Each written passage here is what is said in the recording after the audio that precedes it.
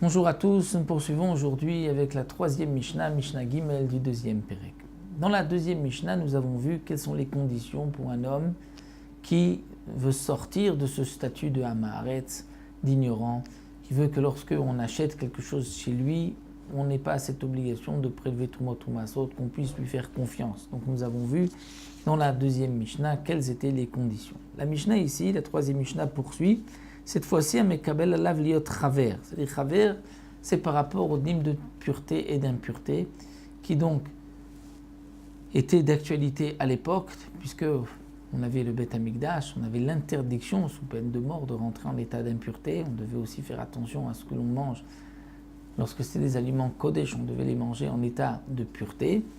Donc le chaver, celui qui veut être chaver, c'est-à-dire qui veut faire attention et être considéré comme un chaver pour les dîmes de Touma et Tahara, il faut prendre sur soi des engagements, des obligations. Même, nous dit le Barthénora, même un Talmid Chacham qui n'avait pas pris sur lui ces engagements n'était pas digne de confiance, sauf si c'était un Zaken et Shebesheva, c'est-à-dire un grand Talmid Chacham reconnu de tous. Et c'est cette Chavrout, il fallait un minimum de 30 jours avant donc de pouvoir être ainsi donc agréé, si on veut dire entre guillemets, dans le club. Dire pendant 30 jours il allait faire attention, et ensuite lorsqu'on touche ses vêtements, on ne considérait pas que ces vêtements étaient impurs. Donc là aussi il fallait devant 3 personnes prendre cet engagement. Donc qu'est-ce que l'on doit faire? Eno mocher la Hamaharetz l'ach veyavesh. On ne vendra pas à un Hamaharetz tout ce qui est l'ach, dire humide, ou yavesh, c'est-à-dire tout aliment pur ne pourra pas être vendu à un ignorant. L'ach ou yavesh, c'est-à-dire humide, qui a déjà été au contact avec un liquide, puisque pour que quelque chose, un aliment devienne impur, il faut qu'il soit auparavant au contact avec quelque chose de liquide. Donc si c'est l'ach, il peut tout de suite devenir impur. Yavesh, il peut être ensuite au contact d'un liquide et devenir impur.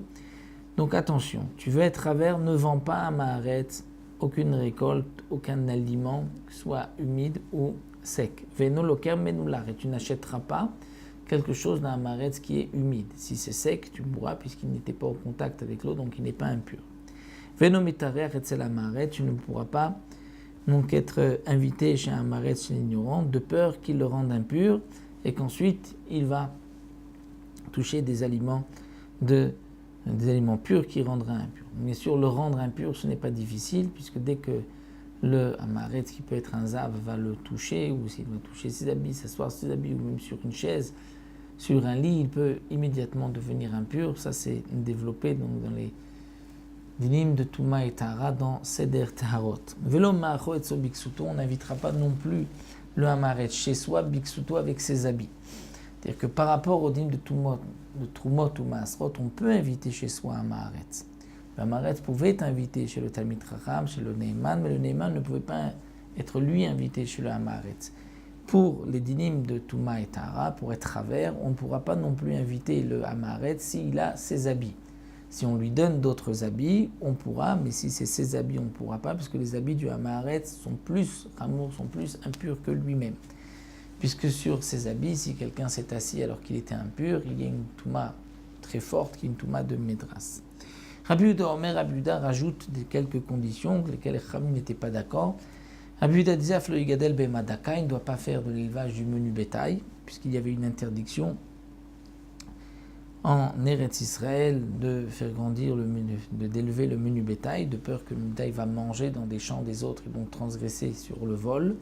Velo Yefarutz Benedarim ne devra pas être ouvert au Nedarim, c'est-à-dire de faire à tout vent des vœux, et Basrok, ne pas être quelqu'un qui est dans la raillerie. Velo Yemetamel Ametim, il devra attention de ne pas se rendre impur facilement aux morts.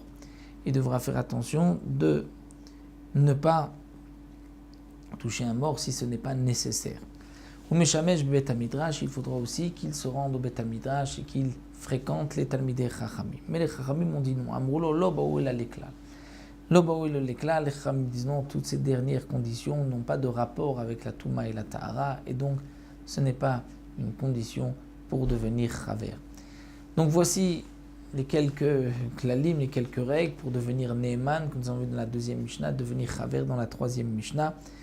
Et comme nous l'avons vu, lorsqu'un homme est ne'eman, il est digne de confiance, tout ce qu'on achète chez lui, on ne devra pas prélever Touma Asrot, et lorsqu'il est chaver, il est digne de confiance pour Touma Tahara, qu'il n'y a plus de problème, on pourra le toucher, puisque s'il est impur, bien sûr, il nous dira « je suis impur » et toucher aussi ses aliments, ses ustensiles, sans crainte de devenir impur, et Chas v'Shalom, ensuite de transgresser en rentrant au Beth Amikdash.